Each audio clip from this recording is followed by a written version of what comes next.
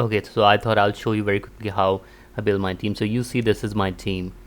This is one of my best teams where I have Zhongli, who's the shield. So you need one person, either healer or shield, to make sure your DPS doesn't die. Then your DPS, which is my Hu Tao, which is my DPS. Then you have Xingqi, who's my battery and healer slash he heals a little bit, but more important because Genshin Impact is all about reactions. So I have to make reactions, and one of the most powerful reactions is when Pyro, like fire, reacts with Hydro, water. So Xingqiu is very good at applying water, and so that Hu Tao can deal the damage. And Mona is my battery too. So Mona also helps increase the overall health of the team. Plus, she gives me energy recharge because the way I have built my team is Zhongli and Hu Tao don't have energy recharge, so they need energy from other players. So I use Mona for that. So I will show you how my team is so very quickly. So if you see here, because I know Zhongli's talents are all based on a HP. So if you read that, it says Shield of Jade, the shield's damage absorption scales based on Zhongli's max HP. So of course, if his whole gameplay is built about HP, so I need to put artifacts which are strongly in HP. So if you see, I have geo damage bonus here, but here HP, even feather, I need some crit damage on him. So this one HP, and I put some crit rate, so he has a decent crit rate. So if you see here, he has damage, but absolutely no energy recharge because I'm not gonna focus on energy recharge. I have a person who's a battery who will create energy recharge for Zhongli, right? Then I have Hu Tao, who's my main DPS, and for main DPS, it's very important you have good crit rate and good crit damage. People always talk about 50, 200 is ideal. I think if you really want to do well in Genshin Impact, it should be 60 to 120 minimum as a DPS. I don't really care about energy recharge, but I care about elemental type reaction. So you need pyro damage bonus, and she has a pretty high attack. And when she goes into her special state, this attack multiplies, right? So if you see her talent, it says when you activate the state, it increases the attack by 5.96%. So I'll show you. So now my Hu Tao is here. Okay. So now she has 1700 recharge. Now when I activate her thing, now you see 3,900, 4,000 damage. And sometimes when other combinations happen, this damage can go up to 5,000, right? So now she's my DPS because no one else can do as high damage as Hu Tao, right? But the problem is Hu Tao is energies like his. You have to play Hu Tao with 50% or less damage, less health, so that she can create high damage. Because her weapon, it clearly says when the wielder's HP is less than 50%, attack increases. So you have to also think how your weapon is gonna. Because for Hu Tao, this is one of her best weapons, right? I literally waited an year to get Staff of Homa. So yeah, and then of course I need Xingqiu, who will do all my reactions. So for Xingqiu, I didn't particularly focus on much things, but I focused on getting some elemental mastery and more important energy recharge, because I want my Xingqiu to get energy for my other players, right? So my energy recharge is 207%. That's a lot. And same thing with Mona, 218%. So I'm not really concerned about what they're gonna do damage, because I'm not gonna attack. I don't really care about her attack because she's my battery. She's gonna generate all the energy particles. So what I really need is the energy particles. I don't really need crit rate or damage and other stuff. Right? That is more important.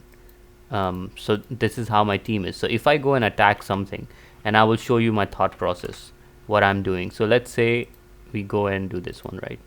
It's a very simple thing. We just go and collect some money. So how I rotate my players and what my thought process is before I go. So the very first thing I see, okay, now only my Mona has her burst full. So the first thing I need to do is get Xingqiu's burst up, because I need Xingqiu's burst to apply Hydro. So Hu Tao can do a lot of reactions. So here I do this, I use her Xingqiu skill. So now you see he generates energy very fast. Now I do this. Now I switch to Mona, apply water. Okay. Now I can switch to Hu Tao and just see how much damage she does. She does insane amount of damage, right? And I can use a burst. 65,000. Those are usual numbers for Hu Tao, right? And when I think I need the shield, I'll do that. Otherwise, I can just do damage this way. She does pretty decent damage even without pyro, and with pyro she does insane damage, right? So that is how I'm thinking when I'm playing the game, like who has energy. So of course, if the energy recharge is not on and he's my battery who's gonna apply water, and for Xingqi to apply water you need his burst, which is the Q, to be full. So whenever I attack, I first make sure that Xingqiu's burst is full. So because with every attack, I'll show you in another example, with every attack, like here, right, when you use his skill, now his Q is full, right? Now with every attack he will apply water. You see, you can see the water rain source coming at this thing.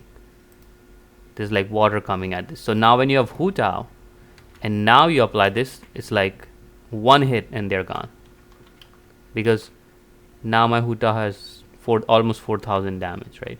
Plus, and she's applying water. Xingqiu is applying water for her, so that makes the reactions much higher, and that makes the game much easier. So now here they have these explosive things, right? So I always take a shield first, because with explosion you can easily die. So I take the water first. Okay, this time I was not able to get my Xingqiu full, so now I will use Mona to get up the energy recharge. Okay, and my Mona can do enough damage. I don't even need Hu Tao this time, right? Because the water has been applied and that's enough to do damage. So this is how you have to think when you play the game. Who's gonna be a battery? Battery is someone who gives energy to other players, because my Mona has very high energy recharge. And same thing with Xingqiu, he also has very high energy recharge, and I designed them this way that I don't really care about crit rate, crit damage, or their attack. What I really care about is these two guys really giving me energy, right? And the other thing, the damage bonus and whatever, his damage is 1500, which is not bad. Everything else is bonus. And my DPS is this. So DPS, most important thing is your crit rate, crit damage, your attack should be high.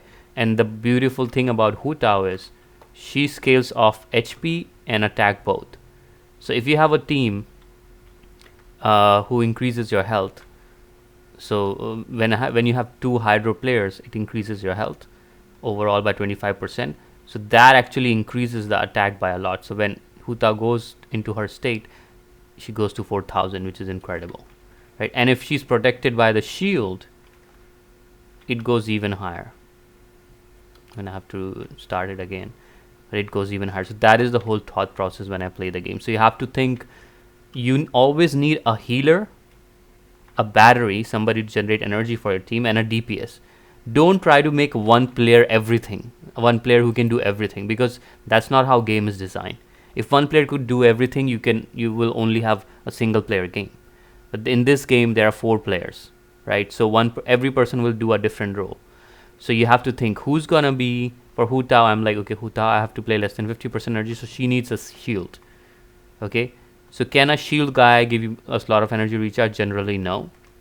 So for my Zhongli, because I want a strong shield, so I focused on HP, and because my Zhongli is totally built on HP, so I didn't really care about energy recharge. So I was like, okay, so I have 2 players.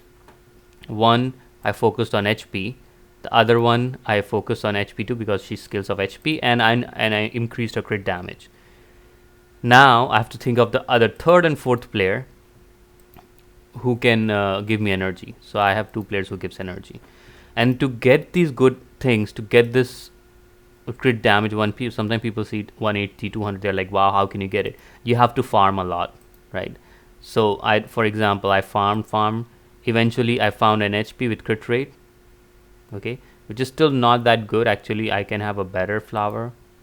But I have to farm more. I didn't really farm. I can even get, if I get crit damage on it, let's say I get 20% crit damage on this, it will overall increase my, but I got a very good flower with 10% crit rate, pretty good, and I got a very good HP Sands with 21% crit damage.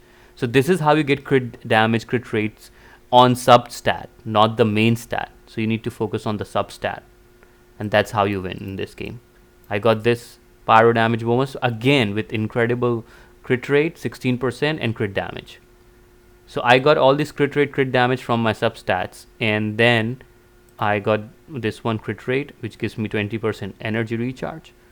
I wish I got a one which had instead of energy recharge, it gave me maybe crit damage, crit rate, so I could have increased my crit rate. So you have to farm a lot, upgrade the weapons, farm a lot, upgrade the weapons, and it's just sometimes it's luck, but that's how you do it. So that's how your thought process should be. Always think in one, if you have a team, you need a DPS to attack, and usually the DPS you want to focus on the crit damage and crit rate, get to 60, 120. And then you need a battery, somebody who can give energy to the DPS, and you need a shield or a healer to heal your DPS. That's how you play the game.